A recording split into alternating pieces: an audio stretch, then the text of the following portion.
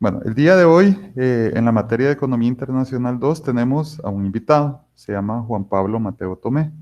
Y la videoconferencia que tenemos, como ustedes lo pueden ver en la presentación aquí, se llama Rentabilidad, Acumulación, Crisis en las Economías Centrales y Periféricas. El caso de Brasil y Estados Unidos. ¿Sí? Bueno, como unas generales, ¿sí?, de nuestro invitado. Quería decir que él es profesor del Departamento de Economía Aplicada, Estructura e Historia de la Facultad de Ciencias Económicas y Empresariales de la Universidad Complutense de Madrid. Previamente él ha impartido clases en algunos otros lugares, en el Hamilton College, George Washington University, sede de Madrid, Universidad Pontificia de Comillas y CADE, y en un college adscrito a la Universidad de la Ciudad de Nueva York y en la Universidad de Valladolid. Ha sido también investigador visitante de la UAM de México, de Kingston University en Londres y en la New School of Social Research y Peace University.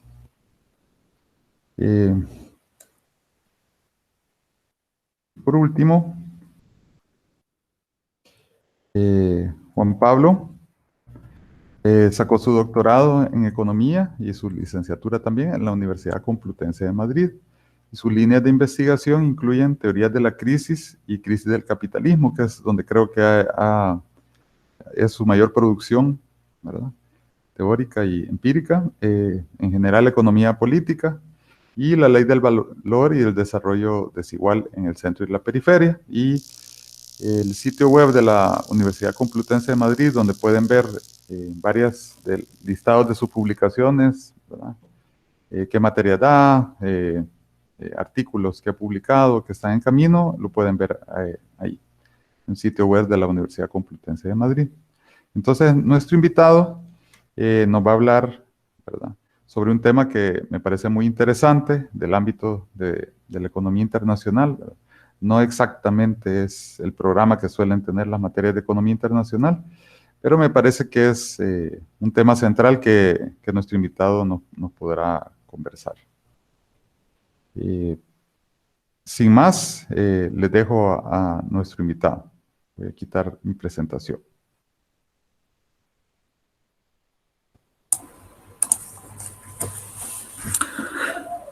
Hola, buenos días. No sé si me ven, ¿no? Aunque posiblemente no me vean muy bien porque donde me encuentro ahora, que es donde trabajo en mi casa, no hay una gran iluminación, pero en cualquier caso, como no es lo importante, sino que lo importante es que me oigan bien y que puedan ver bien la presentación que ahora les voy a poner. Entonces, en primer lugar, bueno, mi saludo y mi agradecimiento, bueno, a todos ustedes y en especial a un gran compañero como Roberto. Nos conocemos ya desde hace algún tiempo y además nos hemos visto en México. Así que nada, quería decir que es un placer poder estar aquí y ojalá de las cuestiones que voy a comentar pues les resulte interesante y bueno, les pueda aportar una visión diferente del análisis de la economía mundial, pero específicamente lo que voy a señalar, voy a hablar es de las particularidades de la dinámica de acumulación en las áreas subdesarrolladas. Es decir, voy a hacer la exposición, la he dividido en dos partes. En primer lugar, voy a exponer una serie de reflexiones de carácter teórico sobre el análisis económico de las economías subdesarrolladas. Serán algunas reflexiones sobre cuestiones de la esfera monetaria, de lo que denomino la composición del capital, la tasa de beneficio, etc. En el PowerPoint verán que he puesto ahí bastante información, alguna cuestión matemática que tampoco es lo esencial. En cualquier caso lo dejo por si alguien está interesado, pues le puedo dar la presentación. Por tanto, voy a limitarme a las ideas esenciales, pero antes de entrar en la cuestión empírica es necesario alguna discusión de carácter teórico para ver cómo enfocamos la cuestión de las economías, digámoslo así, subdesarrolladas o periféricas o en desarrollo, como cada uno se sienta más cómodo. Luego, en la segunda parte de la exposición, voy a tomar como referencia la economía de Brasil. Y la tomo pues porque es la economía más grande de América Latina. Por ello, tiene ciertas estadísticas que posibilitan, no sin dificultades, ojo, pero sí posibilitan un cierto acercamiento a este análisis de la dinámica de acumulación y también porque, bueno, yo hice una estancia de investigación y he publicado sobre la economía de Brasil. Y luego solamente a efectos comparativos introduciré algún elemento de la economía estadounidense, pero simplemente que sirva como una especie de espejo para lo cual podamos resaltar esas asimetrías centro-periferia. Y además, siempre una de las cuestiones que me parece interesante cuando alguien habla en economía es que sea honesto y haga explícito su enfoque. Por tanto, el enfoque teórico que voy a seguir es el enfoque propio de la economía política y, en particular, sobre todo vinculado al análisis de Marx. Me parece interesante que puedan ver ustedes pues, un análisis de este punto de vista heterodoxo, que no es el más común, ¿no?, en los medios de comunicación, en muchos de los planes de estudio. Y además, bueno, pues eso tiene también como propósito invitar al debate. Por tanto, cuando después puedan preguntarme aquellas dudas, lo que no haya quedado claro, siéntanse también con toda la libertad de opinar y de decirme, pues yo, esto lo que has dicho, la verdad es que no me resulta convincente o no estoy de acuerdo por estas razones, ¿no? No hay ningún problema, para eso estamos, ¿no? Para poder discutir e intercambiar diferentes puntos de vista. Por tanto, en ese sentido, desde luego, no hay ningún problema. Creo que se me oye bien, entonces lo que... Sí, ¿no? ¿Me confirmas? Vale. Voy a darle aquí a presentar, a ver, de una ventana y aquí. Vale. Pues como decía, voy a analizar estas asimetrías del proceso, esencialmente la dinámica de acumulación. Haré, por supuesto, comentarios de la rentabilidad, alguna reflexión sobre la crisis, pero específicamente a rentabilidad, acumulación en el capitalismo a nivel mundial, el cual podemos diferenciar simplificando un poco, por supuesto, ¿no?, en un centro y una periferia, unas economías más desarrolladas o avanzadas y unas economías no desarrolladas, periféricas o subdesarrolladas. Y como digo, tomando las economías fundamentalmente de Brasil y por limitaciones de tiempo, me limitaré a algún breve comentario de Estados Unidos. Como decía, inicialmente voy a comentar algunas cuestiones teóricas. Ya sé que en principio parece, ¿no?, lo más ameno ir directamente a lo empírico, pero ir directamente a lo empírico, habiendo soslayado ciertas reflexiones teóricas, es un error, ¿no? Es querer saltar demasiado y luego, claro, vienen los problemas porque es necesario partir de un marco teórico en el cual ubicar las relaciones causales esenciales para el análisis de lo que queremos entender. Por eso, una primera cuestión inicial es que analizamos el capitalismo.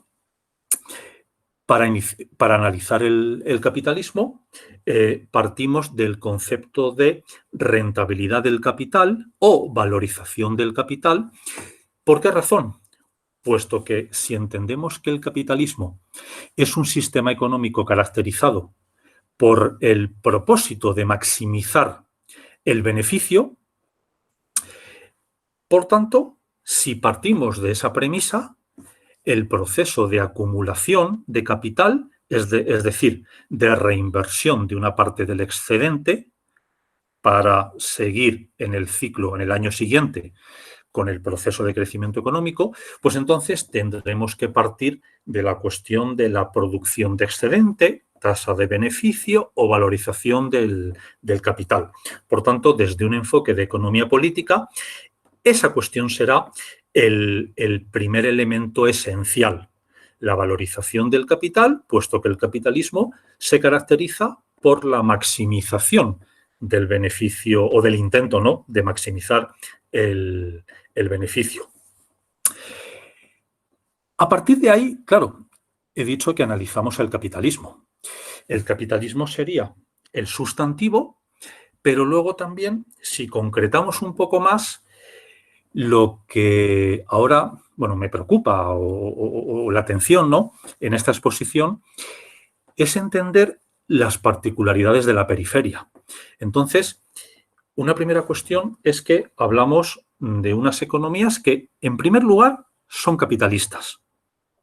Y esto, que es una obviedad, y alguien podría decirme, bueno, pero es que me estás diciendo cosas que ya las sé, que son obvias.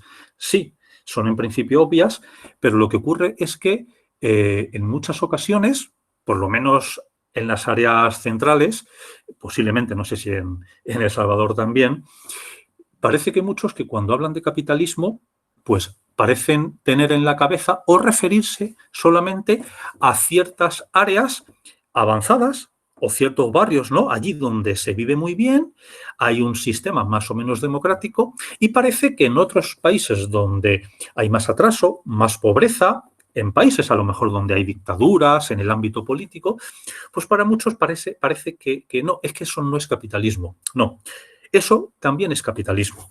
Y la perspectiva del análisis del capitalismo debe ser siempre mundial. Hay un capitalismo a nivel mundial con una lógica de funcionamiento, a partir de lo cual veremos particularidades de las áreas más desarrolladas y particularidades de las áreas menos desarrolladas. En ese sentido, como digo, analizamos economías que son capitalistas, pero bueno, luego después, como complemento, decimos, vale, son economías que no están desarrolladas. Vale. Una primera cuestión, y frente al análisis ortodoxo o análisis neoclásico, es hablar de lo que denomino un patrón de desarrollo desigual que tiene un carácter, como digo, sistemáticamente geográfico. Bueno, pongo aquí este puntero para cuando haga referencia a algo que vaya señalando.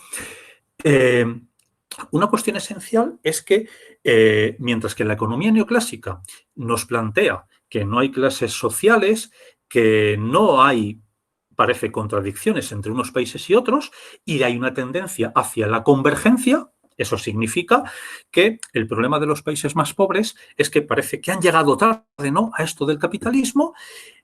Ahora son más pobres, pero es una cuestión temporal. Si dejan al libre mercado, entonces irán convergiendo. Es decir, no sé, en un futuro no sé si más o menos lejano, llegarán a los niveles de desarrollo de las áreas más desarrolladas. Bueno, desde un enfoque de economía política, eso la verdad es que se critica, porque se habla de que el capitalismo tiene una serie de contradicciones internas y además en el marco internacional tiene también esta característica de un desarrollo desigual. Además, en términos geográficos, hay una polarización entre las clases sociales, pero también territorialmente. Entonces, este es un punto de partida. Si analizamos las economías periféricas, analizamos una realidad que, en principio, parece que mientras tengamos capitalismo va a persistir. Desde un enfoque neoclásico, hablar de economías no desarrolladas significaría hablar de una realidad que estaría en vías de superación, en vías de desaparición. Y, por tanto, bueno, en ese sentido no tiene mucha relevancia. Otro elemento que planteo importante en relación a lo que señalo, es que estas economías periféricas, como por ejemplo las de América Latina, no poseen leyes, pautas, lógicas del desarrollo diferentes a las más desarrolladas. No, no. Las economías periféricas, en tanto economías capitalistas, están sometidas a la misma lógica del capital. Ahora bien, otra cuestión es que a lo mejor las contradicciones o algunos elementos puedan tener algunas particularidades, algunos fenómenos puedan tener alguna intensidad especialmente importante, vale, pero la lógica del sistema económico es la misma que la de las economías avanzadas. Por tanto, teóricamente planteo que existe un elemento dentro del capitalismo que tiende a reproducir esta diferenciación centro-periferia. Pensemos que en la historia del capitalismo, eso que nos cuentan de la industrialización del sureste asiático, por ejemplo, es la excepción. Es una excepción que en verdad se reduce a Corea del Sur, porque los otros son unas ciudades-estado, aparte de lo cual también el área del sureste asiático, que es verdad que ha avanzado bastante, también por razones de la Guerra Fría, y no voy a extenderme más, se ha visto beneficiada, ¿no?, por algunas políticas de Estados Unidos, etcétera. Pero en general pensemos que desde el siglo XIX hasta ahora existe esa diferenciación centro-periferia que se mantiene. Los países más avanzados a finales del siglo XIX son hoy los más poderosos, los países subdesarrollados siguen siendo, en el siglo XIX, siguen siendo subdesarrollados hoy, con alguna mínima excepción. Por tanto, teóricamente, para el análisis, ¿de dónde partimos? Partimos de que para analizar las economías periféricas, partimos, en primer lugar, para ser coherentes con ese marco teórico de economía política, de la generación de valor, la valorización del capital.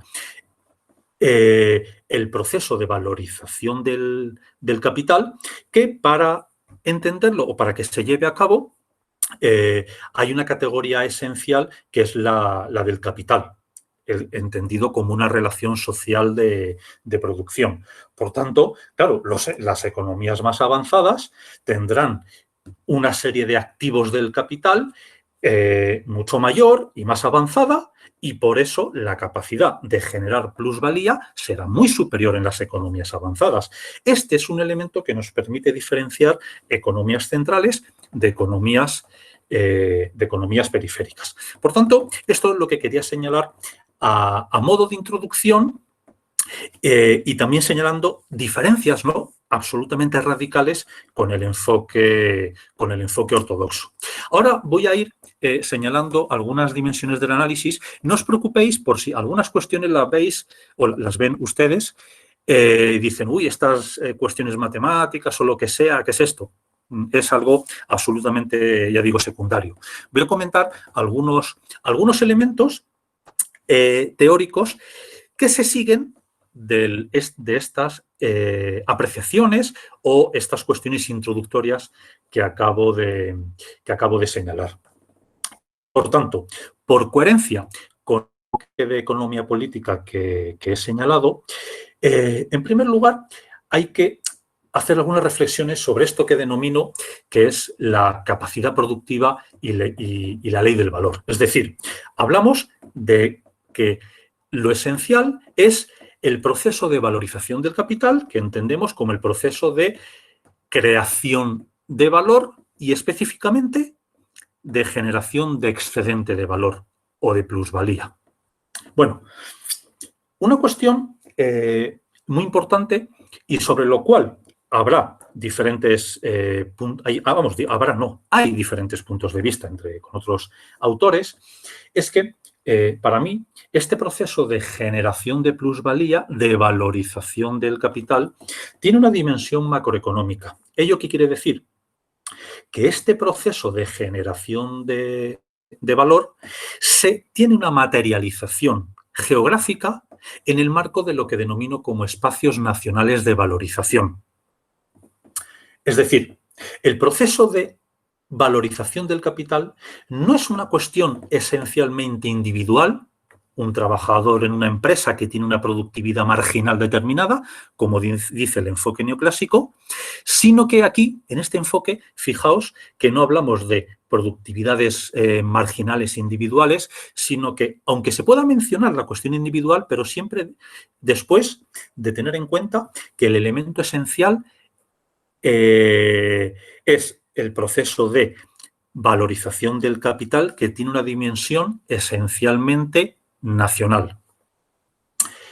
¿Y ello en qué sentido es relevante? Pues es relevante, por ejemplo, con este concepto que a lo mejor no sé si estáis familiarizados con él, no pasa nada, el valor de la fuerza de trabajo. Es decir, el valor de la fuerza de trabajo sería el coste de reproducción del trabajador, que es lo que determina el nivel salarial. Bueno, pues este valor de la fuerza de trabajo tiene una dimensión esencialmente nacional.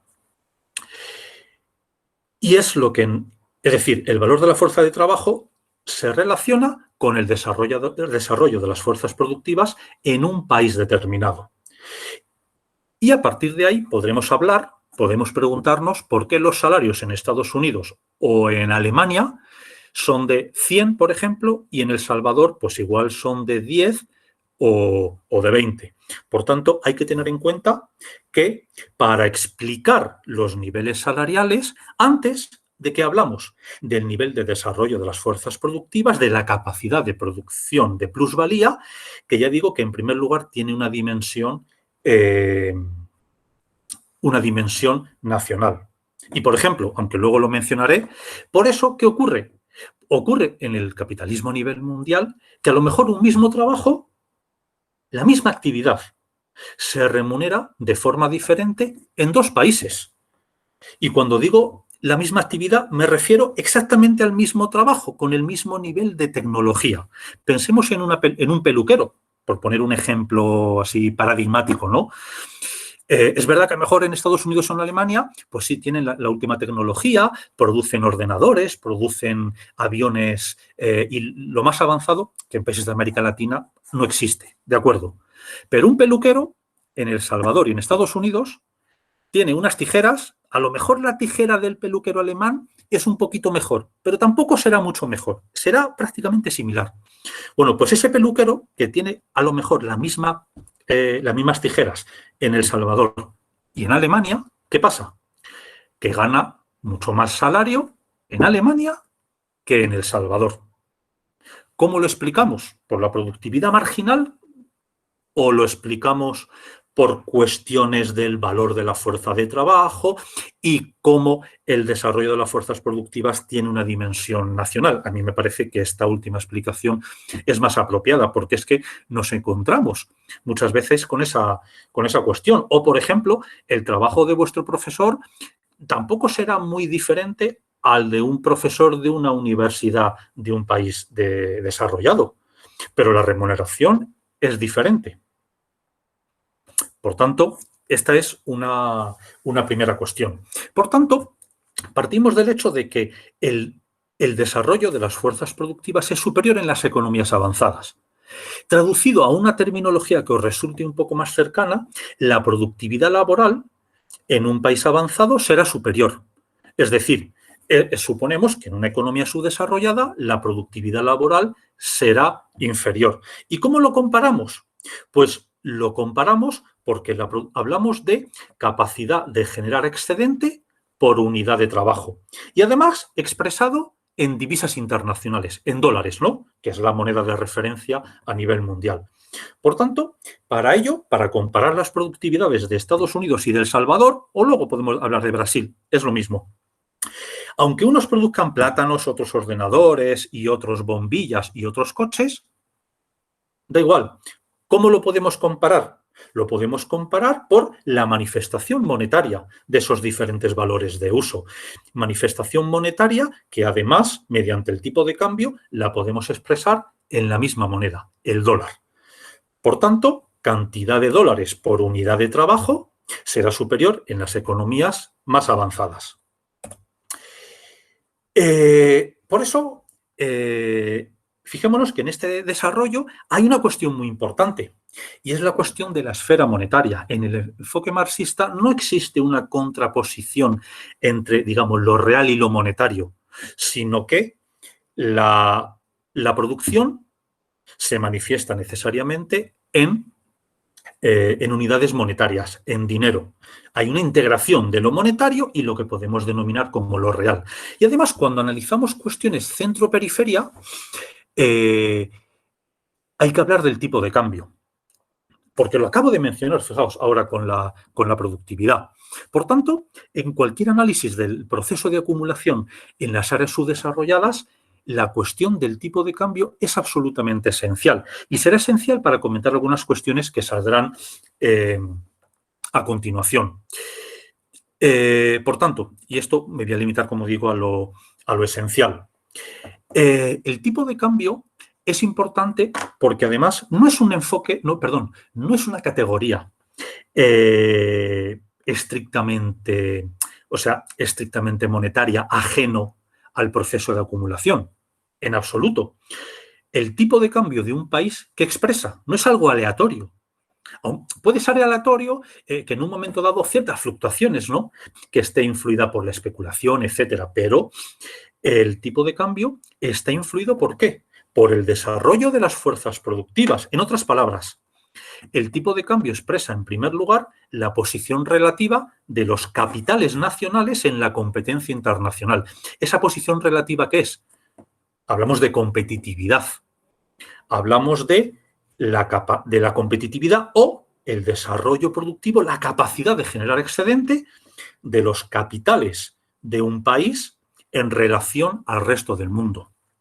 Por tanto, el tipo de cambio de un país, ¿de qué depende? Del desarrollo de las fuerzas productivas de ese país y, de manera complementaria, como digo, la competitividad de los capitales domésticos. Ese es el primer elemento. Luego, de manera complementaria, pues sí, el tipo de cambio se ve influido por el saldo de la balanza por cuenta corriente, el nivel de reservas internacionales de deuda externa, flujos de capitales, inflación, hay una dimensión especulativa, etc.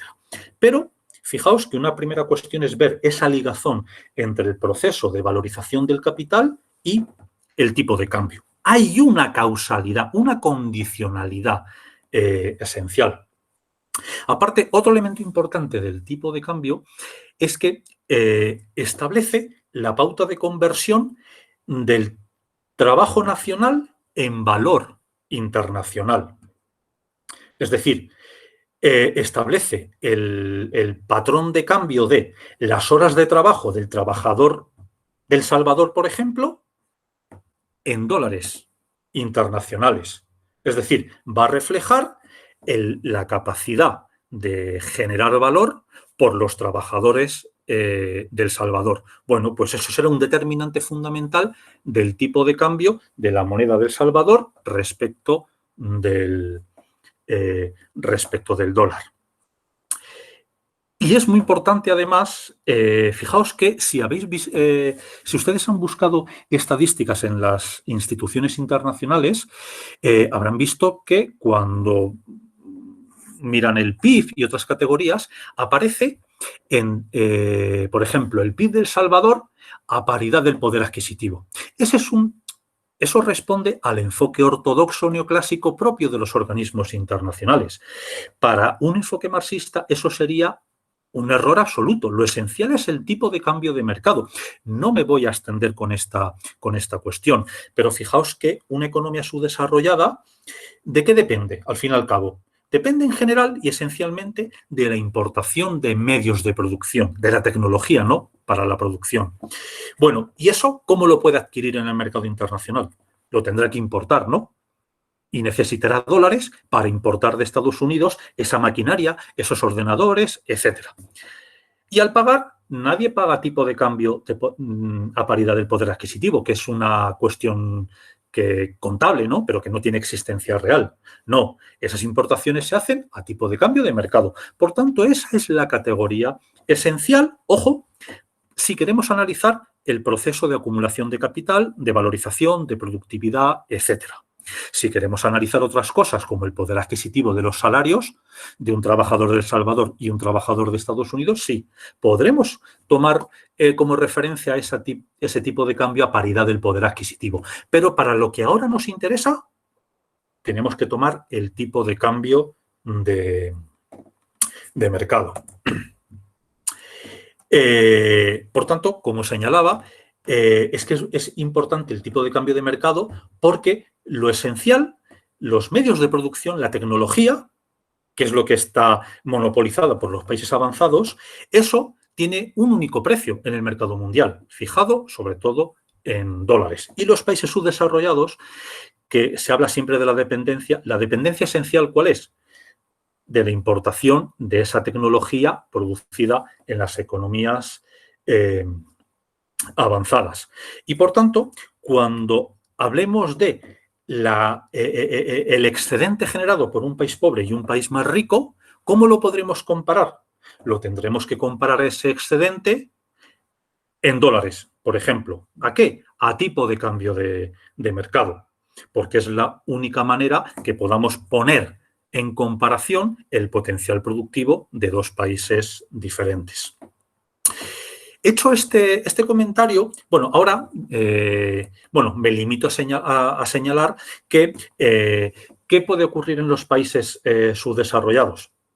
Ocurre en los países subdesarrollados que, dado su atraso tecnológico, existe una cierta tendencia para la depreciación del tipo de cambio, sobre todo en las crisis económicas, y además una presión estructural, como veis, para que el tipo de cambio de mercado sea superior al tipo de cambio a paridad del poder adquisitivo. Y eso ocurre. Si veis las estadísticas, por ejemplo, del Banco Mundial, veréis que el PIB a paridad del poder, en dólares, a paridad del poder adquisitivo de los países subdesarrollados o, por ejemplo, América Latina, es muy superior que el PIB expresado en dólares a tipo de cambio de mercado. Eso es algo que revela que el tipo de cambio tiene una vinculación con el desarrollo productivo de los países. Por tanto, esta es una cuestión absolutamente esencial. Luego, de manera complementaria, y ahora voy un poquito más deprisa o lo resumo más, hay una cuestión también esencial que permite diferenciar las economías desarrolladas de las economías periféricas. Y es, por ejemplo, la cuestión de la inflación. Cabe señalar que, en principio, existe una tendencia, digamos, una presión, para que un país, conforme más pobre es, pueda tener, primero, mayor inflación promedio, por eso lo destapé y el puntillo, inflación en la periferia, lo normal es que sea superior al nivel de inflación en las economías centrales. No solamente la inflación promedio, sino que la volatilidad de los precios también pueda ser superior. Y una cuestión también muy importante, la cuestión de los deflactores de precios. Una hipótesis a señalar. El subdesarrollo productivo que implica que o no se produce o se produce, pero más caro, ¿el qué? Los medios de producción, los bienes de capital, aquellos elementos, aquellos activos que son los que permiten incrementar la productividad. Por tanto, si en un país subdesarrollado o no se producen o no se producen y se tienen que importar o se tienen que importar ciertas maquinarias, etcétera, para producir ciertas mercancías, ciertos valores de uso, ¿qué podremos decir? Que dentro de ese mayor nivel de inflación promedio, ¿qué puede ocurrir además? Que el índice de precios del stock de capital será todavía superior al nivel de inflación promedio de esa economía. Esto también es una hipótesis que se puede plantear desde un enfoque de economía política. Es decir, que con el tiempo el índice de precios del stock de capital crece más que el índice promedio de la economía. Por tanto, que el índice de precios al consumo. Este es un elemento que también va a diferenciar las economías centrales de las economías periféricas. Si esto ocurre, esto que estoy señalando, que si el encarecimiento de los precios del stock de capital es muy superior en las economías periféricas en relación a las economías más desarrolladas, ¿a dónde llegaremos?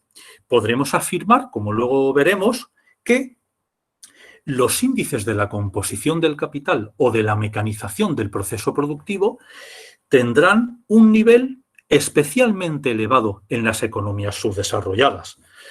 Por ejemplo, el ratio capital-trabajo, ¿no? ¿El ratio capital-trabajo qué es? El ratio del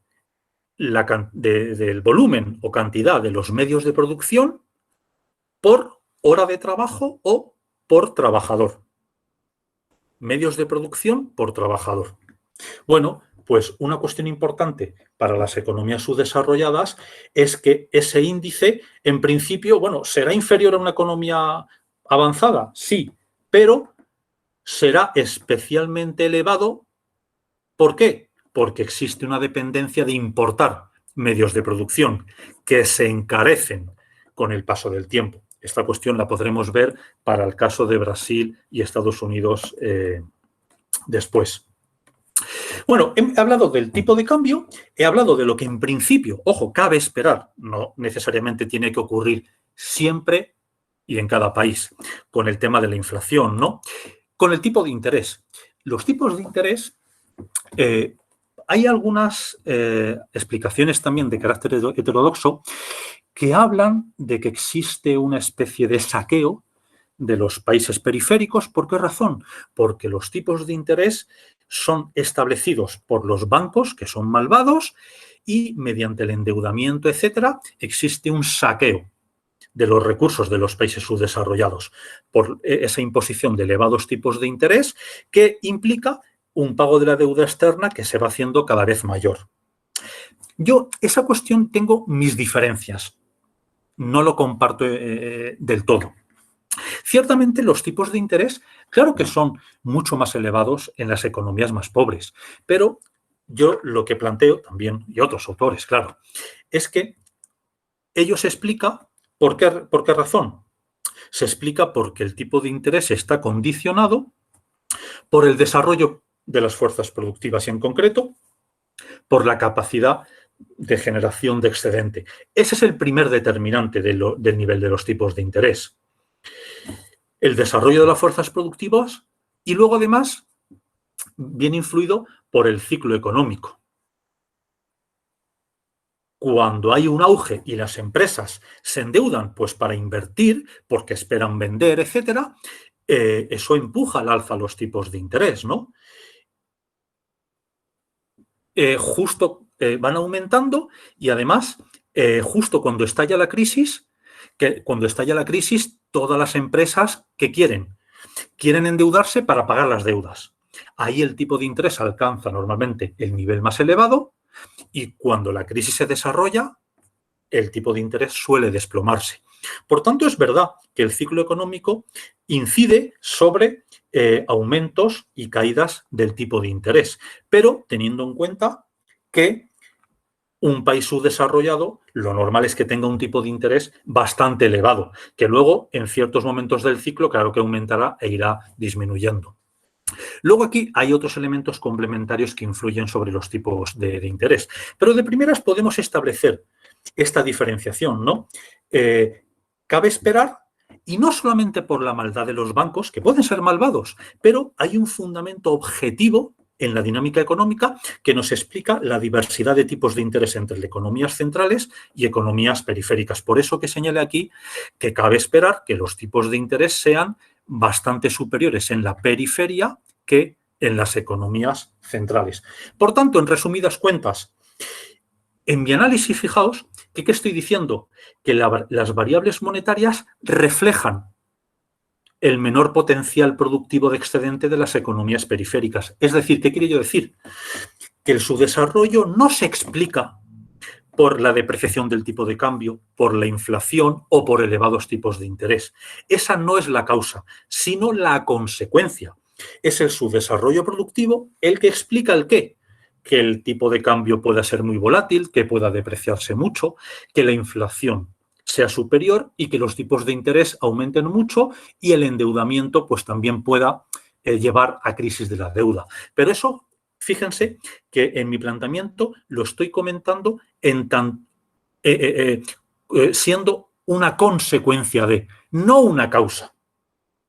Pero entiendo que a lo mejor algunos de ustedes dicen, no, la causa del subdesarrollo de estos países se relaciona a la financiarización, por ejemplo, ¿no? A las cuestiones estrictamente financieras. Bueno, ahí, bueno, pues algo que podemos comentar después. Por tanto, para que hubiera una convergencia productiva entre el centro y la periferia, ¿qué debería ocurrir? La productividad debería crecer más en las economías periféricas, pero además, no solo la productividad, producto por unidad de trabajo, sino que además, ¿qué hay que tener en cuenta? Lo que planteo es que hay que tener en cuenta la cuestión del tipo de cambio. Si la productividad crece bastante en un país pobre, pero el tipo de cambio se deprecia, no tenemos tendencia a la convergencia. Y además, si los activos del capital se encarecen sobremanera, puede que tampoco tengamos convergencia, aunque la productividad del país subdesarrollado pueda aumentar. Por tanto, fíjense, para hablar de tendencia a la convergencia productiva, debemos considerar la dinámica de productividad en un país subdesarrollado determinado, pero a su vez tenemos que tener en cuenta dos elementos que son los que he mencionado ahora. El nivel de inflación, pero sobre todo el índice de precios del stock de capital y la cuestión del tipo de cambio. Por tanto, aquí hay una cuestión monetaria, que es verdad que está presente, aunque sea como consecuencia. Lo que señalo es que el problema no es tanto los flujos de capital, sino lo que señalo como balance neto de costes asociados.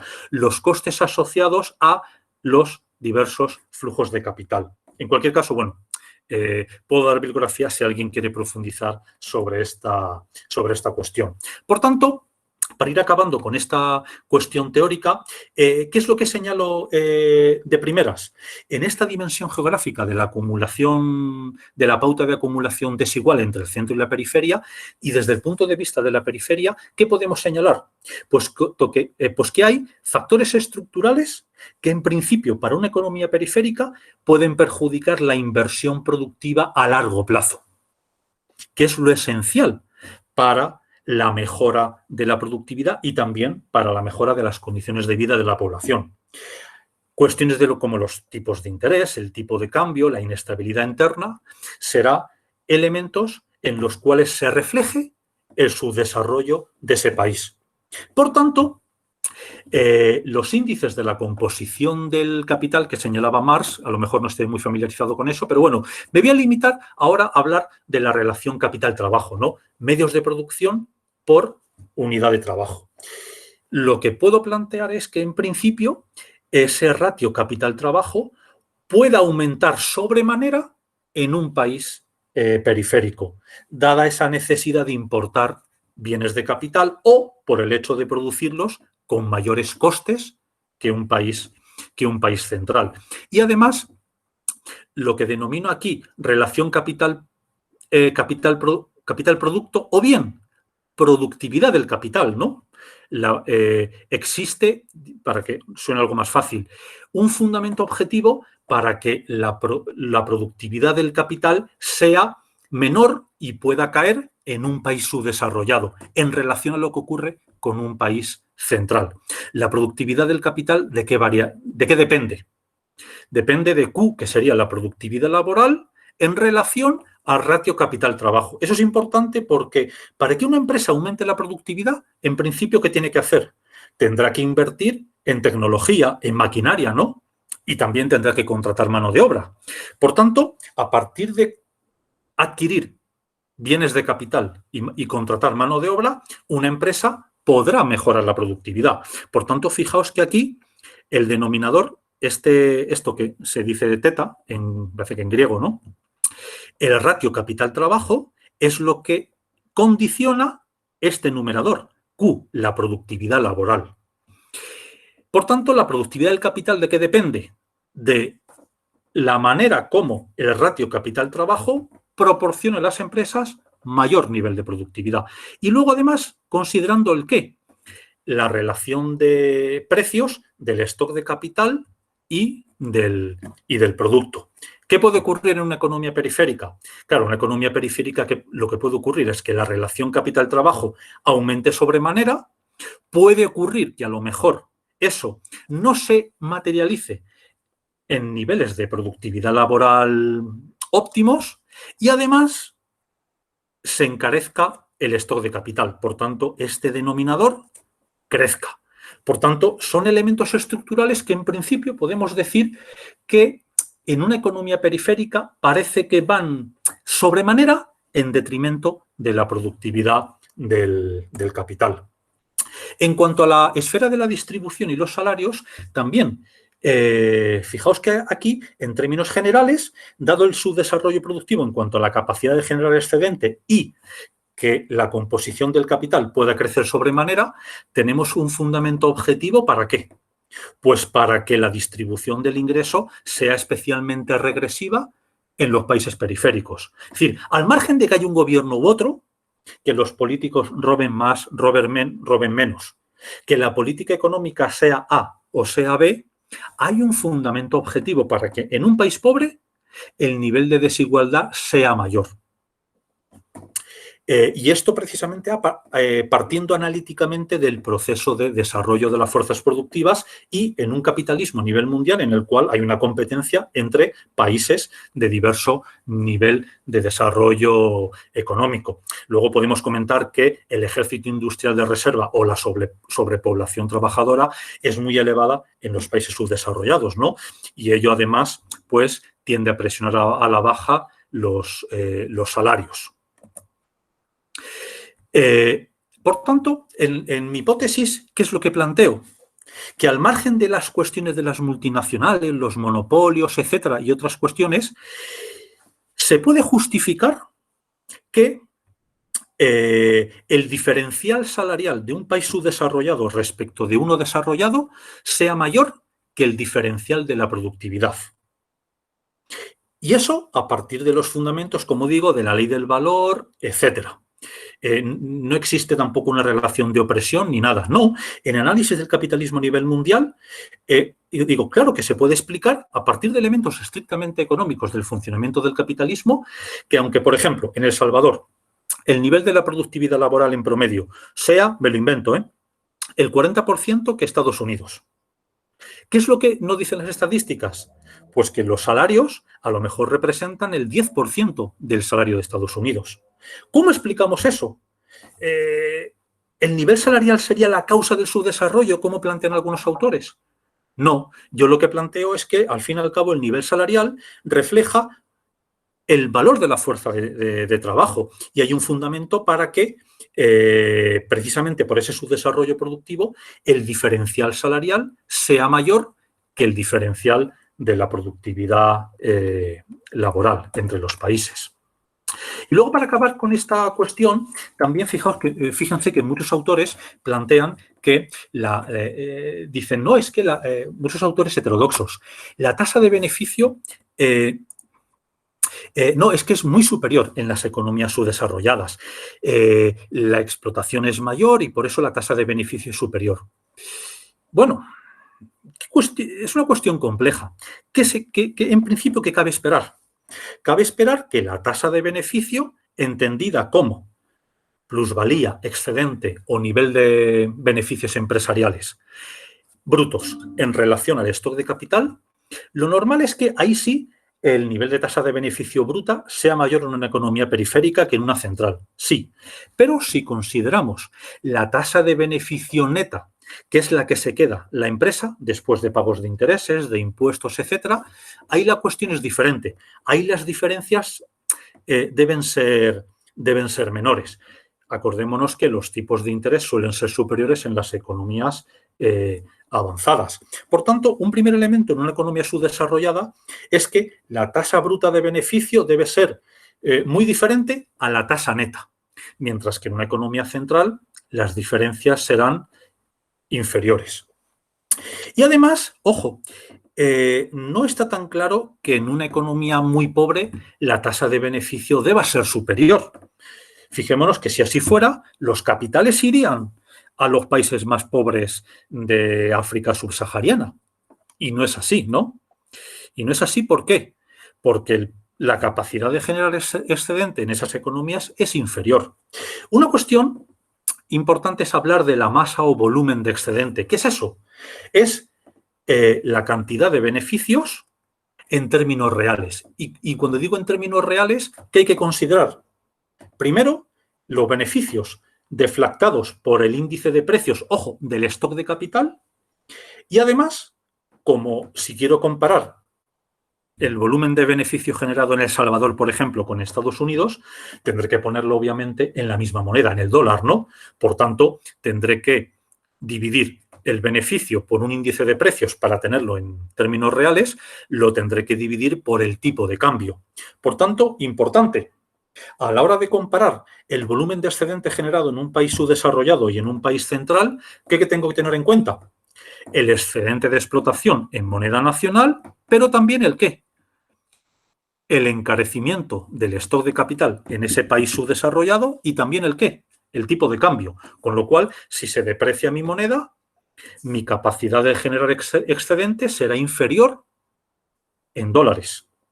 Por tanto, a partir de aquí, lo que planteo es que la capacidad de generar excedente en términos de dólares, de divisa internacional, es inferior en las economías subdesarrolladas. Otros autores plantean algo muy diferente, pero bueno, esta sería mi hipótesis.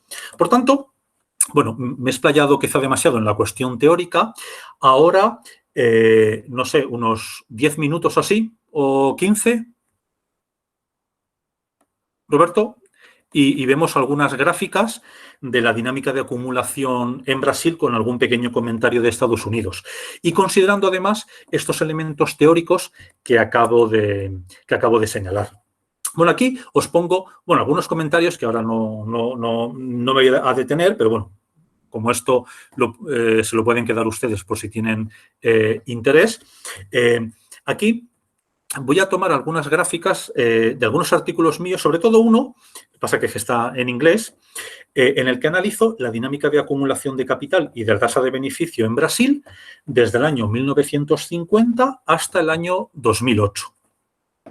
Aquí veremos que hay dos fases, sobre todo en una economía como la de Brasil, pero que también podemos hablar de dos fases en general en América Latina. Primero, hasta más o menos, pongamos el año 80, ¿no? Hasta el año 80, en muchos países de América Latina, como en Brasil, podemos hablar de una estrategia desarrollista, la denominada industrialización por sustitución de importaciones. Y luego, ¿qué pasa a partir de los 80? En el año 82, crisis de la deuda externa y posteriormente aplicación de programas de ajuste estructural impulsados por el FMI en colaboración con los grandes capitales, Estados Unidos, etcétera.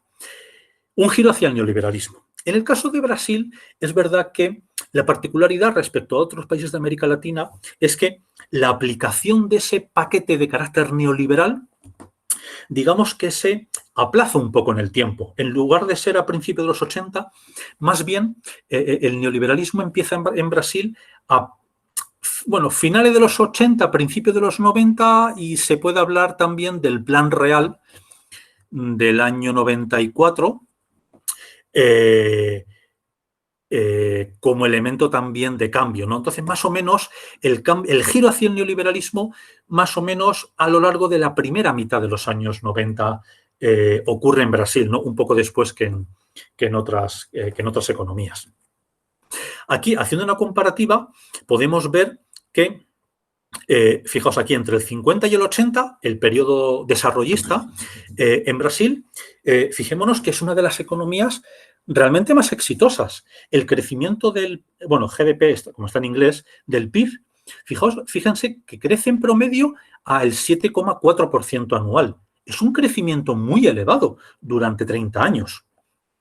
Además, solamente hubo una recesión aquí a principios de los 60, hubo dos fases de crecimiento del 50 al 62 y luego del 63 al 80. Fijémonos, ciclos de expansión realmente muy sostenidos en el tiempo, ¿no? Y una breve recesión ahí entre medias, 62, 63.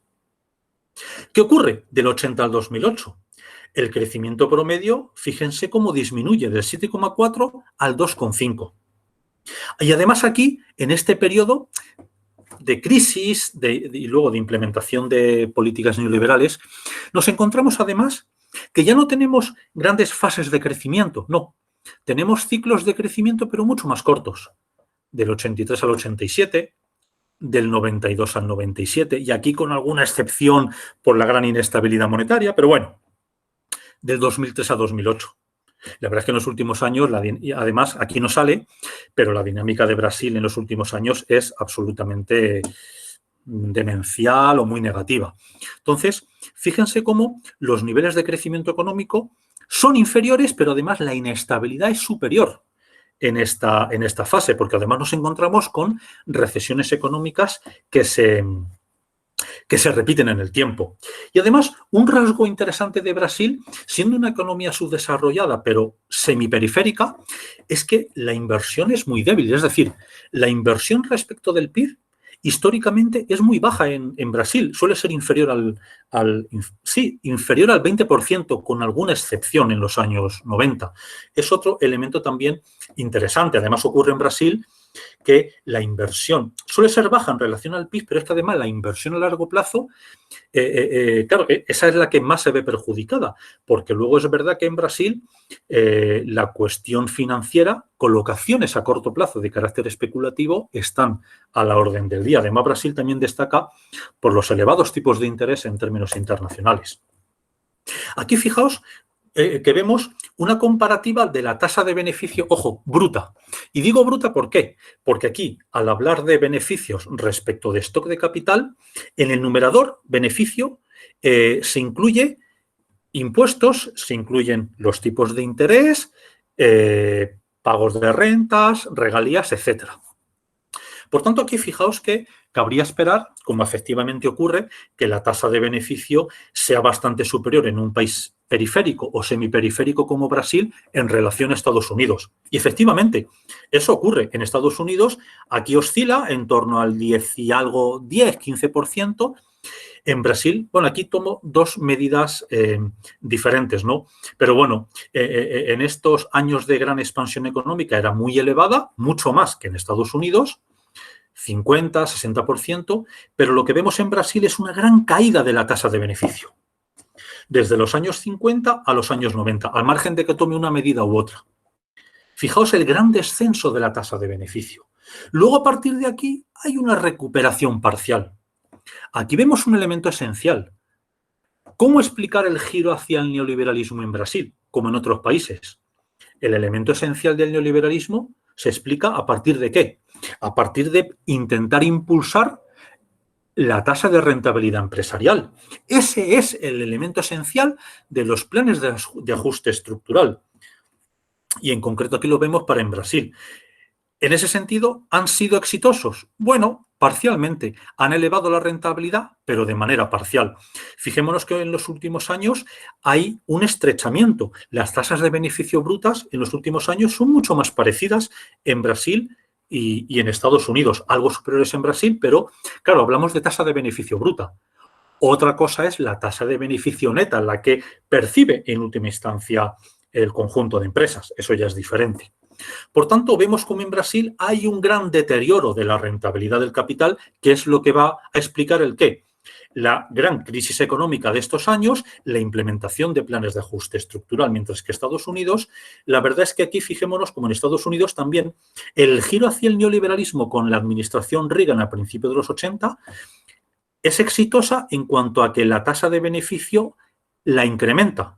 Aquí, bajo la época de Clinton, luego tenemos aquí la crisis de las .com a principios de los 2000, una recuperación hasta 2005-2006, una gran caída, la gran recesión de 2007-2008 y luego una recuperación de la tasa de beneficio, que es lo que nos explica el auge económico de los últimos años. Aquí hay una cuestión muy importante porque detrás de la tasa de beneficio, ¿qué nos encontramos? Bueno, en cualquier economía y aquí en Brasil, el volumen de beneficio, es decir, la masa de beneficio, pero calculada en términos de su poder adquisitivo de activos del capital. Y esta ilustración es muy interesante porque nos recoge elementos que acabo de señalar antes. Fijémonos como el volumen de beneficios, que nos indica el potencial de acumulación de capital, en estos primeros años iba aumentando bastante en Brasil. Son los años en los que hay gran crecimiento económico. Pero ¿qué ocurre a principios de los años 70? Cuando calculamos el volumen de beneficio, P, profit en inglés, respecto al stock de capital, es decir, deflactado por el índice de precios del stock de capital, aquí vemos que desde mitad de los 70, fijaos, hasta principios de los 90, y esto es algo increíble, durante casi 20 años oscila, pero el volumen de excedente no se incrementa en Brasil. Si ello lo calculamos dividiendo el excedente en relación al índice de precios del PIB, ¿qué nos dirían los datos? Nos dirían los datos que, no, si no hay problema, si el volumen de beneficio sigue incrementándose en Brasil. Pero lo que ocurre debajo de este proceso, ¿qué es? Una asimetría que he señalado típica de las economías periféricas. Y es que los activos del capital o los medios de producción se encarecen más que el promedio de bienes de esa economía. ¿Y ello por qué es importante? Es importante porque aquí nos permite entender que efectivamente, cuando quiero calcular la capacidad de generar excedente de la economía brasileña, cuando tomo en consideración los precios de los activos del capital, vemos que en Brasil ha habido un gran problema en cuanto a la capacidad de generar excedente desde los años 70 a principios de los años 90. Luego ya, sí, se ha recuperado. Aquí tenemos la crisis de finales de los años 90 y una recuperación posterior. Claro, cuando se estanca el volumen de beneficio, ¿qué ocurre? Recurso al endeudamiento. Acumulación de deuda externa en Brasil que nos lleva a la crisis de la deuda externa de los años 80. Esto nos explica que debajo del crecimiento primero de los años 70 había problemas subyacentes, pero con la deuda se taparon y luego el problema, la crisis en los años 80. Y que debajo de un proceso de crecimiento económico había un problema subyacente que luego estalla, claro, con la gran inestabilidad de finales de los 80, principio de los años 90. Esta dicotomía, por ejemplo, en un país como Estados Unidos no ocurre. No existe esa gran discrepancia entre el poder adquisitivo del excedente de explotación en términos del deflactor del PIB y en términos de los precios del stock de capital. Precisamente, ¿por qué? Porque un país desarrollado no tiene, sí que tiene capacidad de producir bienes del capital y su moneda, además, no tiende a depreciarse tanto como sí ocurre en un país periférico. Por tanto, bueno, aquí muy brevemente, fijaos, hago una comparativa tomando como referencia el año 95. Aquí considerando ya la recuperación económica de los últimos, bueno, casi 20 años, ¿no? Fijaos, el excedente en términos reales de explotación de Estados Unidos, la línea negra, cómo va aumentando. ¿Y qué pasa en Brasil?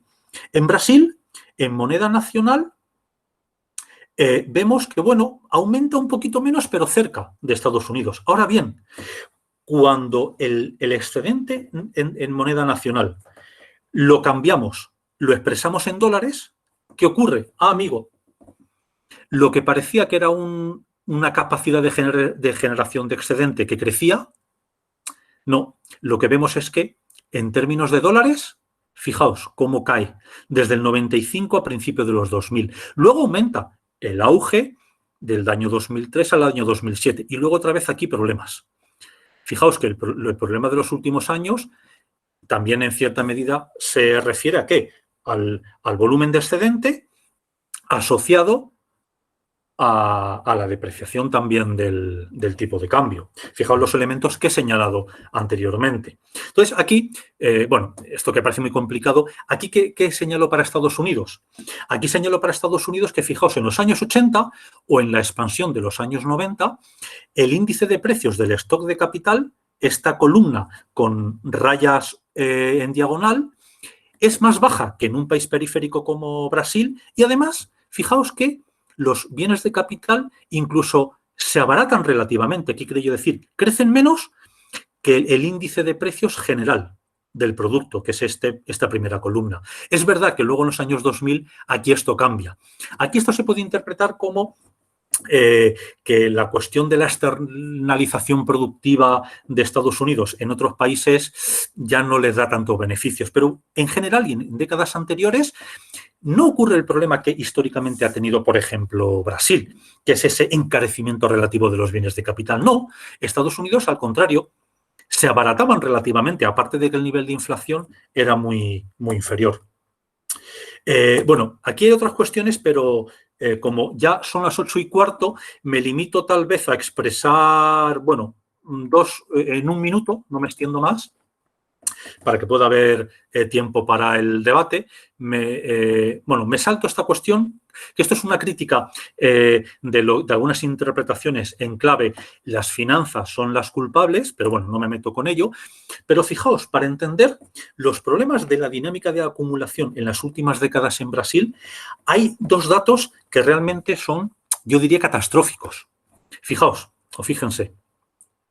Esta serie discontinua nos indica la relación, capital-trabajo, el ratio de el volumen de medios de producción a precios constantes en relación al número de trabajadores.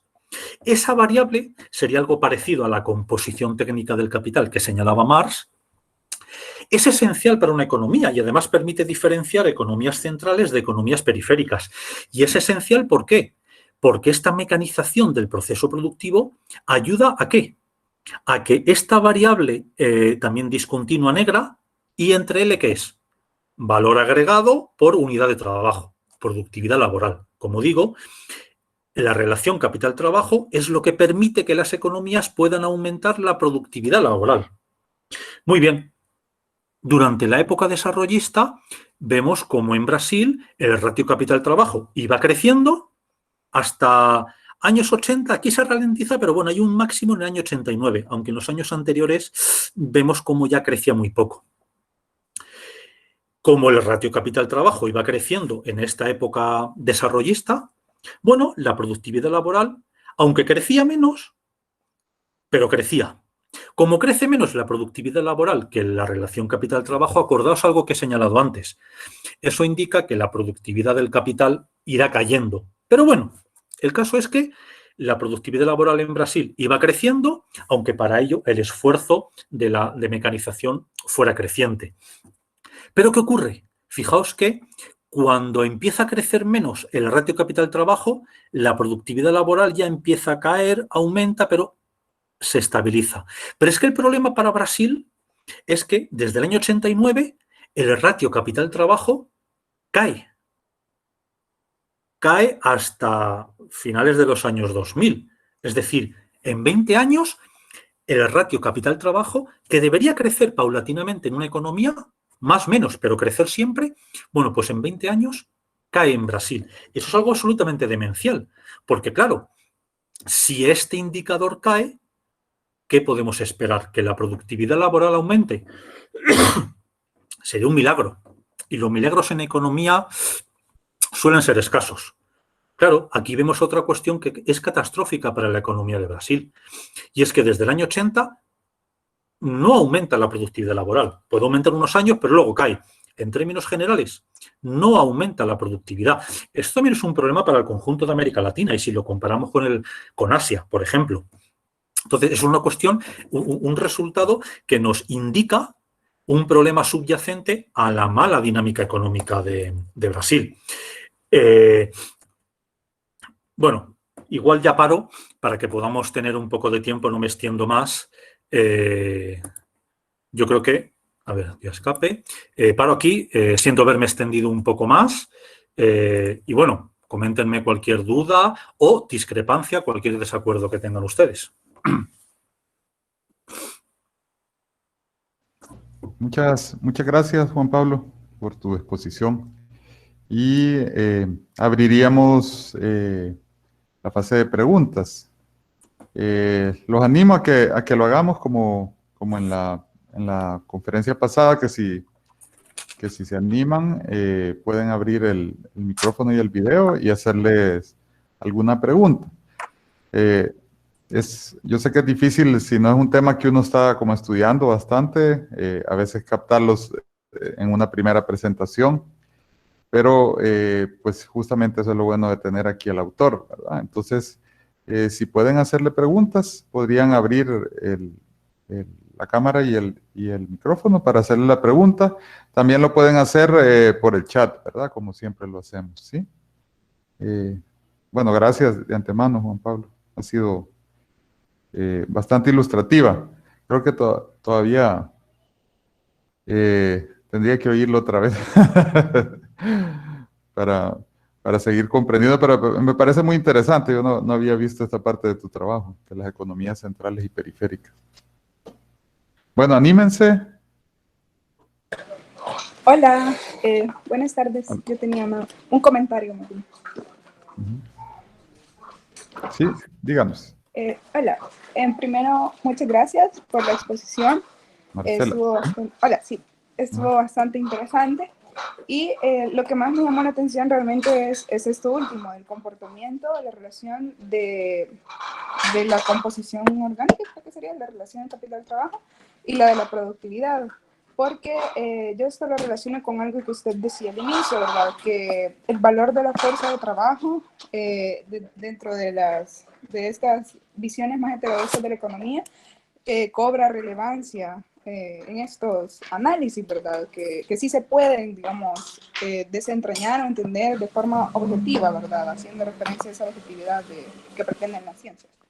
Entonces, yo siempre tengo ese conflicto de cómo conciliar esas visiones en las que se quiere culpar de todo a las finanzas y también a otras visiones que le dan todo el peso de la causalidad a la productividad y a esta variable, ¿verdad?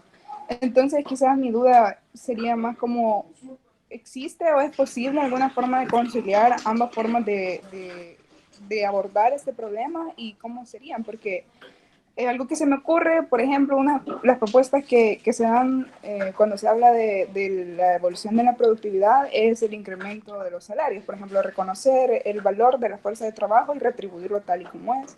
Pero otras visiones tienen otras posturas en las que no ven eso muy conveniente, ¿verdad? Porque eso es un peligro a la salud financiera de los gobiernos, etcétera, etcétera. Entonces, ese es como un comentario, pregunta, nada más. Y muchas gracias por la atención. Gracias. Gracias, Marcela. No sé si se anima alguien más a hacer una pregunta. Si no, bueno, por aquí nos traslada una Luis, que no se animó a abrir el micrófono. Pregunta Luis Ernesto Juárez, ¿cómo se explicaría entonces la introducción de los eurodólares en las economías periféricas? ¿Y cómo comúnmente nos han explicado que aumentó la brecha de la deuda externa?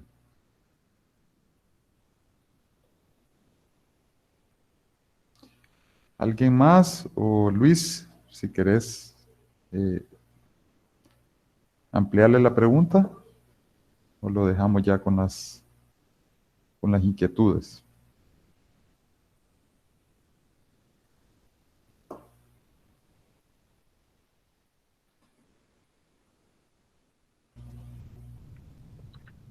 Hola, buenos días. Muy interesante la exposición. Yo quería hacer también un comentario, pregunta en cuanto a lo que mencionó del interés y de lo del saqueo de los países hacia los países subdesarrollados. Si bien es cierto las, lo- los motivos por qué el interés se comporta así en este sentido son entendibles, pero mi pregunta es que si se ha, digamos, identificado ese saqueo, entre comillas, si no hay como algo que se pueda hacer para apoyar a los países subdesarrollados, porque pienso que esto es uno de los motivos porque también se ahonda en la desigualdad entre los países desarrollados y los subdesarrollados. Gracias. Gracias, Roberto, ¿verdad? Roberto Salazar. Si ya no tienen, le dejamos estas preguntas a Juan Pablo. Muy bien, pues muchas gracias por las preguntas. E insisto que también se admiten críticas y genial el que alguien pueda decir, pues no estoy de acuerdo, ¿eh? Entonces, de verdad, cualquier comentario con total confianza, aunque no nos conozcamos, pero siéntense con toda confianza. Muy bien, en cuanto a lo que han comentado, empezando con lo que señalaba Marcela, respecto de la culpabilización de las finanzas, la cuestión de la productividad, decías si se podían conciliar las visiones. Claro, es que lo que pasa muchas veces en economía, la cuestión es que podemos estar de acuerdo muchas veces, diferentes economistas o diferentes escuelas del pensamiento económico. Podemos estar de acuerdo en algunos elementos, pero la cuestión es que donde puede haber grandes discusiones, grandes diferencias, es en el papel, el rol que atribuimos a un fenómeno determinado a la hora de explicar la dinámica económica. Por ejemplo, ¿alguien puede negar que las finanzas son muy importantes? ¿O alguien puede negar que la esfera financiera, por ejemplo, ha adquirido en las últimas décadas una relevancia importante? ¿O alguien puede negar, por ejemplo, que una de las dimensiones de su desarrollo o de la dependencia es o tiene que ver, ¿no?, con la dimensión financiera, que hay asimetrías importantes en tipos de interés, etcétera?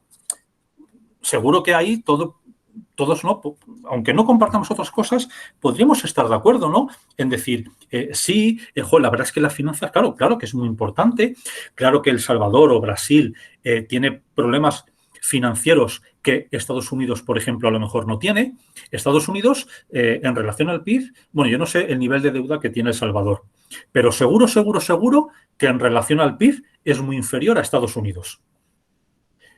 Estados Unidos u otros países desarrollados pueden permitirse tener niveles de deuda, stock de deuda en relación al PIB, mucho más elevados que países muy pobres y no tienen mayores problemas para pagar la deuda. Ahora bien, el problema es, bueno, dentro del análisis teórico que hacemos de la situación, ¿dónde ubicamos? ¿Cómo abordamos la cuestión de las finanzas?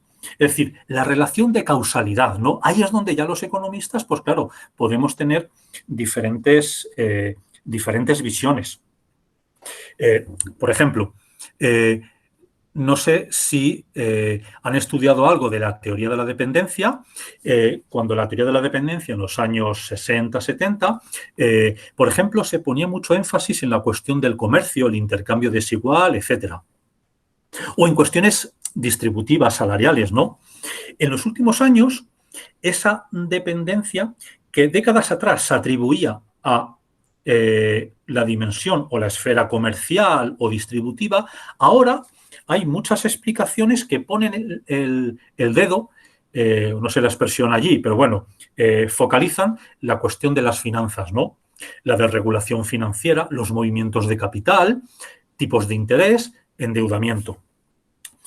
Y dicen, no, esa es la causa de su desarrollo, la causa de la pobreza, la causa de las crisis económicas, en general y específicamente en la periferia. Claro, ahí es donde ya los desacuerdos pueden aflorar, porque yo puedo estar de acuerdo en la primera parte, pero lo que he señalado antes, cuando quería teóricamente dejar claro la relación esencial, la dirección esencial de causalidad, lo que yo he señalado es que, claro, que hay fenómenos financieros que existen, que son relevantes, pero ahora bien, para mí no serían tanto la causa como algunas corrientes denominadas de la financiarización, que sería como una dependencia reformulada en clave financiera de las teorías de los años 60 y 70. Yo no estaría de acuerdo en decir, no, la culpa esencial, el factor explicativo esencial está en la esfera financiera y luego la consecuencia es bajos salarios, pobreza, crisis económica. Lo que yo he intentado argumentar es que, y además intentando ser coherente con el enfoque de Marx y de economía política, lo que planteo metodológicamente es un enfoque, digamos, holista del proceso capitalista de producción, del proceso de valorización. Es ese enfoque general en el cual, a partir de ese enfoque general o de la dinámica capitalista a nivel mundial, es como podemos entender ciertas partes constitutivas. ¿Y qué es eso de partes constitutivas? Pues partes constitutivas serían un país u otro, o que los tipos de interés de un país más pobre sean mayores o inferiores a un país subdesarrollado, o lo mismo como los salarios.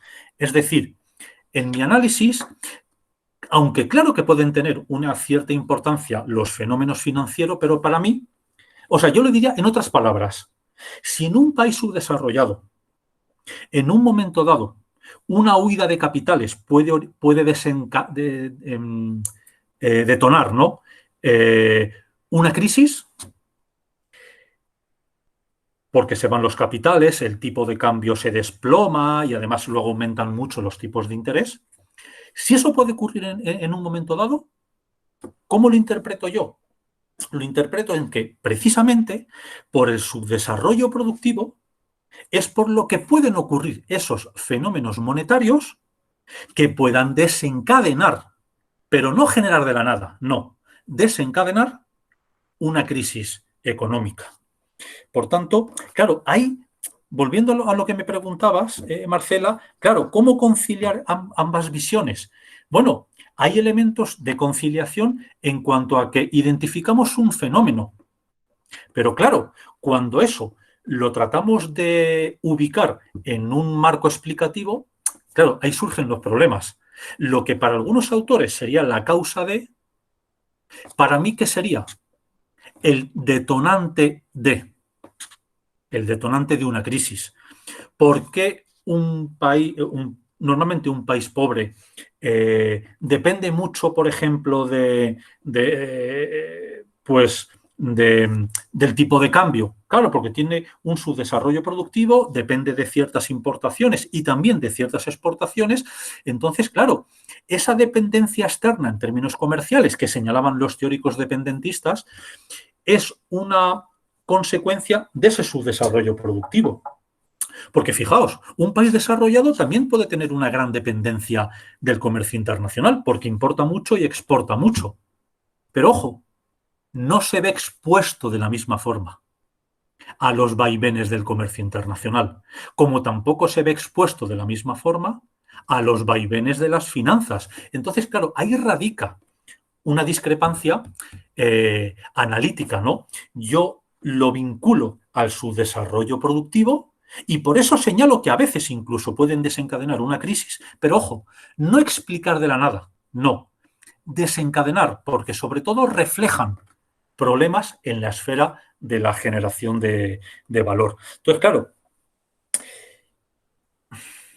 ¿cómo conciliarlo? Claro, ahí tenemos una discrepancia, claro, difícilmente reconciliable, ¿no? En esos términos. Por eso, a la hora de hablar de productividad, entendido como producto por unidad de trabajo, ¿no? Yo también lo que señalo es que detrás de esa productividad, ¿qué es lo que hay? Una capacidad de generación de plusvalía, de excedente. Y esa capacidad de generación de excedente, ¿de qué depende? Pues de la disponibilidad de medios de producción y luego, claro, también tener trabajo cualificado, etcétera. Pero, por ejemplo, con la cuestión de del trabajo y los salarios. Fíjense que, no sé en El Salvador, pero en España, muchas veces, ¿cómo explican los ortodoxos la crisis? Nos dicen, no, es que hay un problema con el mercado laboral. Es que hay rigideces en el mercado laboral. Es que la mano de obra no se ha cualificado como requiere el mercado de trabajo, tanto o no se ha cualificado en los sectores que demanda el mercado de trabajo. Claro, pareciera en esa explicación que el problema es individual, ¿no? Es el trabajador. El trabajador que no ha estudiado lo que requiere el capital es una culpabilización individual del trabajador. O bien es el gobierno que, claro, ha puesto unas rigideces en el mercado laboral. No sé si allí utilizan el término rigideces. Aquí en España se habla siempre de rigideces del mercado laboral cuando se alude a cualquier conquista del trabajador. Todo lo que sea un derecho conquistado es una rigidez del mercado laboral. Entonces, claro, también para muchos neoclásicos ahí radica el origen de los problemas, ¿no? La cualificación de los trabajadores o el mercado laboral, la responsabilidad individual. En mi explicación, no. La cuestión es anterior. Es decir, yo puedo cualificarme mucho, yo puedo ser muy responsable y todos los trabajadores, imaginen que todos los trabajadores de España o de El Salvador pasamos a ser absolutamente responsables y a trabajar no 8, sino 10 o 12 horas. ¿Significa que no habría crisis? ¿Significa que El Salvador ya sería desarrollado? No, porque hay elementos objetivos que están detrás de la capacidad de generación de valor, que es una cuestión que no es individual, sino que es colectiva. Por tanto, ahí vemos, claro, que hay una discrepancia, en este caso, con enfoques ortodoxos, ¿no? Por eso, la productividad, el concepto ortodoxo y marxista de la productividad es también bastante diferente, ¿no? Para mí, el concepto de productividad tiene, ante todo, una dimensión nacional. Para los neoclásicos es individual y por eso hablan de productividad marginal de un trabajador determinado, aislado, ¿no?, para explicar su nivel salarial. Claro, alguien me podría decir, porque siguiendo con lo que me decías, Marcela, hablabas de salarios y, claro, podrías decirme o estar pensando con toda la razón de, bueno, entonces, con lo que nos has dicho, parece que no tiene sentido que nos organicemos en sindicatos o lo que sea para luchar por mejores salarios, ¿no? Podría ser. No. Lo que sí señalo es que actualmente, en el marco del sistema económico actual, existe un fundamento objetivo para el nivel salarial en El Salvador, en Brasil y en España. Hay un fundamento objetivo, porque el salario no surge ahí de la nada o de la cuestión negociadora del empresario y el trabajador. No. Detrás del salario, ¿qué hay? Un valor de la fuerza de trabajo expresado en un desarrollo de las fuerzas productivas, esencialmente, y complementado, bueno, con la historia del movimiento obrero en ese país que haya podido arrancar más o menos conquistas. Pero hay límites infranqueables. Y esos límites infranqueables dependen ¿de qué? Del desarrollo de las fuerzas productivas y de la generación de plusvalía. En otras palabras, ¿podrían ser los salarios en El Salvador, por ejemplo, mayores que el valor del el producto promedio por trabajador dividido por la unidad de trabajo? No, porque las empresas no tendrían beneficios y si una empresa no tiene beneficios, quiebra. Y el trabajador va a la calle, aumenta el desempleo y los salarios tienden a la baja. ¿Ello qué quiere decir? Que los salarios no explican las crisis. Ello quiere decir que los salarios no explican el subdesarrollo, sino que los salarios reflejan elementos objetivos del desarrollo de las fuerzas productivas. Ahora bien, eso para nada significa que no haya que luchar por mejorar los salarios. Claro que hay razones. Lo que es verdad que en el marco actual hay como límites infranqueables, ¿no? Pero bueno, aunque haya límites infranqueables, sí que hay un marco en el cual hay un conflicto social que es verdad que se pueden conseguir ciertas conquistas laborales y entre ellas mejorar los salarios. Claro, para el capital, siempre, como ha señalado perfectamente, cualquier aumento salarial nos hace perder la competitividad, has dicho, ¿no?, lo de la salud financiera, etcétera, el discurso de siempre, que ya nos podemos conocer. Claro, siempre para el capital, cualquier aumento salarial va a ocasionar una crisis, el derrumbe y el fin del mundo. Pero eso, claro, no tiene por qué ser así, pero lo que sí desde este enfoque, lo que sí se planteó son que el nivel de productividad establece ciertos límites para la oscilación salarial, pero lo que ello no significa es que no haya que luchar por mejorar los salarios. Claro que sí, hay que luchar por mejorar los salarios y a lo mejor plantear algún tipo de reivindicación política de más largo plazo. Esto lo voy a vincular con lo que señalaba el último Roberto Javier, con la cuestión, claro, de los tipos de interés, la cuestión del saqueo y lo que se puede hacer. Claro, a la hora de hablar de saqueo o de imperialismo, a mí me gusta decir, bueno, ¿en qué términos lo decimos? Porque a veces, en cierta literatura heterodoxa, yo creo personalmente que a veces se habla de saqueo o de imperialismo para aludir a cualquier elemento asimétrico centro-periferia, pero creo que ahí hay que ser más cauto. Es decir, la situación de su desarrollo en América Latina ahora mismo no se explica por una cuestión de un saqueo deliberado, aunque pueda existir. Pero la cuestión que quiero enfatizar es que hay un fundamento objetivo del funcionamiento de un sistema económico que tiende también a la polarización.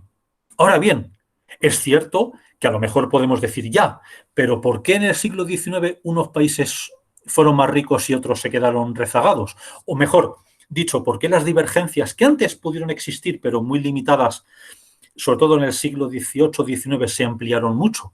Bueno, hay una cuestión en la cual, claro, el avance del Imperio Británico, etcétera, el avance de Inglaterra sí que posibilitó el colonialismo y eso permitió aumentar las desigualdades, ¿no? Pero bueno, ahora la generación de excedente se realiza por mecanismos esencialmente económicos, lo que no quita que haya elementos también de un saqueo político, ¿no? Pero más que hablar de saqueo, yo lo que hablaría es que hay un sistema económico con una lógica económica que reproduce estas asimetrías centro-periferia. Luego, sobre esa base, podemos decir, sí, que los planes de ajuste estructural del FMI tienen un componente de saqueo, unas negociaciones desiguales, etcétera, vale, de manera complementaria. Pero ojo, aunque desapareciera el FMI y desaparecieran ciertos acuerdos injustos para una economía subdesarrollada, ello no automáticamente no eliminaría la situación de subdesarrollo ni solucionaría todos los problemas. Ojo, es una cuestión que hay que tener en cuenta. Ahora bien, dicho lo cual, ¿significa que, como lo que decía antes a Marcela con los salarios, significa esto que haya que renunciar a cualquier reivindicación en la esfera financiera? No. No, porque claro, que se puede luchar por una regulación financiera, por el control de los movimientos de capital, se puede criticar la labor del FMI, sí, ¿vale? Se puede discutir sobre un régimen de tipo de cambio o de otro, y bueno, y cómo no, claro que se puede y se debe reivindicar, por ejemplo, a nivel nacional, una banca pública, como digo, un control de movimientos de capitales, etcétera. Sí, pero bien, siendo conscientes que en el marco del sistema económico actual hay una lógica objetiva con unos rasgos que son los que he enfatizado, pero ojo, claro que hay márgenes en los cuales animo, claro, para reivindicar reformas salariales y para reivindicar también reformas en el ámbito financiero para que la situación de un país periférico, en principio, esté en mejores condiciones para su dinámica de acumulación y para fortalecer a la clase trabajadora, a la mayor parte de la población. Vinculando con lo cual, lo que señalaba Luis, la cuestión de los eurodólares y de la deuda externa, claro, fijaos que tiene todo el sentido con lo que he señalado que las grandes empresas o los dirigentes de un país pues busquen ante todo estabilidad monetaria. Eso tiene su sentido. La estabilidad monetaria es un fundamento precisamente para el funcionamiento de la ley del valor, para que el trabajo creado por los trabajadores, que constituye el fundamento del valor, tenga una representación monetaria. ¿Y qué quiere decir que esa representación monetaria deba ser? ¿Por qué debe ser estable? Porque una moneda inestable o una elevada inflación que genera inestabilidad, claro, tiende a laminar, a erosionar el poder adquisitivo de esa moneda. Por tanto, claro que los capitales buscan la estabilidad monetaria precisamente para que su plusvalía apropiada no pierda poder adquisitivo y para que se pueda llevar a cabo una comparación de precios, etcétera, y se impulse la dinámica de acumulación. Fíjense, por ejemplo, ¿por qué el dólar tiene el papel que tiene a nivel mundial? ¿Detrás qué hay? Hay un país como Estados Unidos con una elevada productividad y una elevada productividad, lo cual se manifiesta con el ejército más poderoso del mundo. Y eso implica que el dólar, en tanto que moneda de reserva a nivel mundial, tenga una demanda asegurada. Porque todos los países necesitan dólares para importar. Y eso hace que, porque los países, por ejemplo, de América Latina, tengan que acumular reservas. ¿Y qué significa acumular reservas?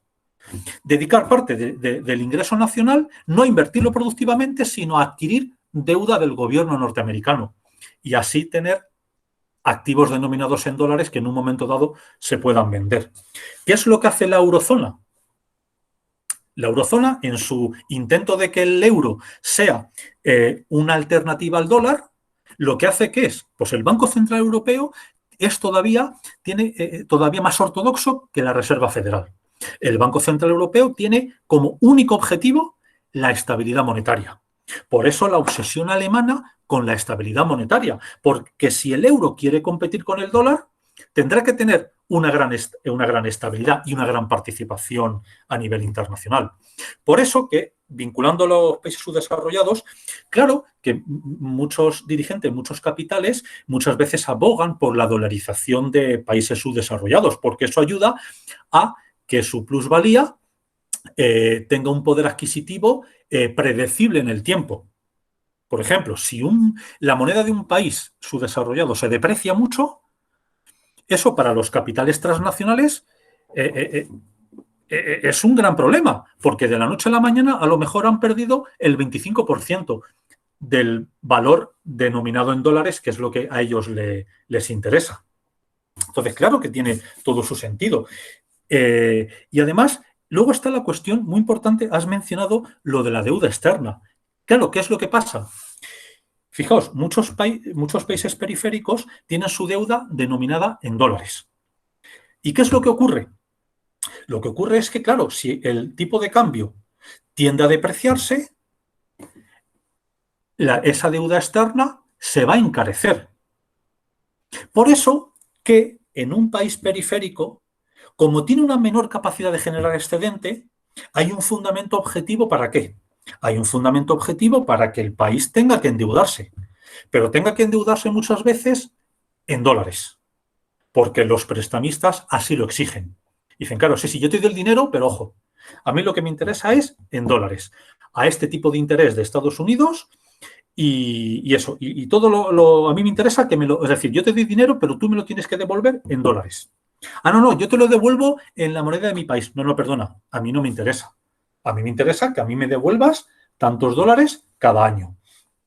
Por tanto, claro, cuando hay una crisis, ¿qué suele suceder en un país subdesarrollado? El tipo de cambio se deprecia brutalmente. Se deprecia brutalmente y el coste de la deuda externa se encarece mucho. Por lo tanto, claro, ¿cómo se manifiesta un problema en la esfera de la producción de plusvalía? Se manifiesta en la esfera financiera como fugas de capitales, depreciación cambiaria, crisis de la deuda. ¿Significa eso que la causa última de la crisis radica en los movimientos de capitales, tipos de interés, tipo de cambio o deuda? No. Para mí, lo que significa es que en un país periférico los problemas se van a manifestar de esa forma. Ese va a ser el detonante o la forma de manifestación de ciertos fenómenos. Pero no significa que la causa esencial sea esa. Fijaos que me oyen ustedes muchas veces diferenciar causa de forma de manifestación. Decía Marx algo así como, claro, si la esencia o la causa última de los fenómenos coincidiera con su forma de manifestación, la ciencia sería superflua. Por tanto, cuidado, el hecho de que la crisis se manifieste de una forma determinada no significa que la causa explicativa última de esos fenómenos radique en esa esfera. Es decir, la crisis se manifiesta muchas veces como imposibilidad que tienen las empresas por vender. ¿Significa que la causa última es que han producido demasiado? ¿O que la causa última es que la demanda es muy baja? ¿O que los salarios son muy elevados porque ahora no pueden producir, o que son demasiado bajos porque no pueden vender, o que los tipos de interés son demasiado elevados o demasiado bajos? No. Esa es la forma en la cual los fenómenos, las contradicciones se manifiestan. Pero debajo de esa superficie hay elementos asociados a la generación de plusvalía, ¿no? Que son lo que nos explican que los fenómenos se manifiesten de una forma u otra. Y claro, en un país subdesarrollado, lo que yo planteo es que, claro, los fenómenos van a tener un componente financiero muy importante, pero como consecuencia de su subdesarrollo productivo, ¿no? En lo cual, bueno, habrá otras interpretaciones, pero claro, que la cuestión de lo que dice de los eurodólares, bueno, y el funcionamiento de los mercados financieros, el que los dólares sean la moneda de referencia a nivel mundial, o que haya que endeudarse en los mercados financieros internacionales, claro que tiene todo su sentido precisamente bajo este enfoque. ¿Más preguntas?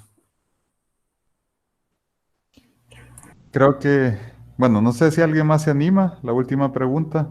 Ya estamos sobre tiempo. Oí que alguien abrió el micrófono.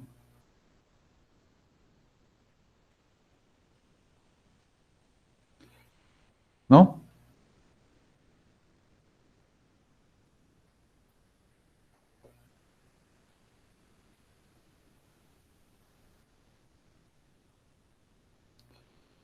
Bueno, creo que ya no.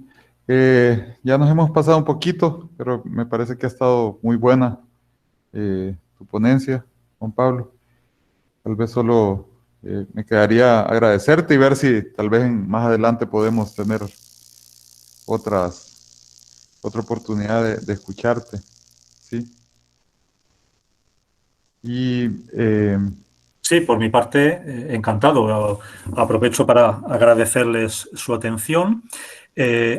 Posiblemente soy consciente que alguna cuestión a lo mejor de la ponencia puede ser demasiado densa, pero bueno, en cualquier caso, confío en que algo se haya entendido y, por supuesto, estoy abierto a que en el futuro pues podamos mantener esta comunicación, claro.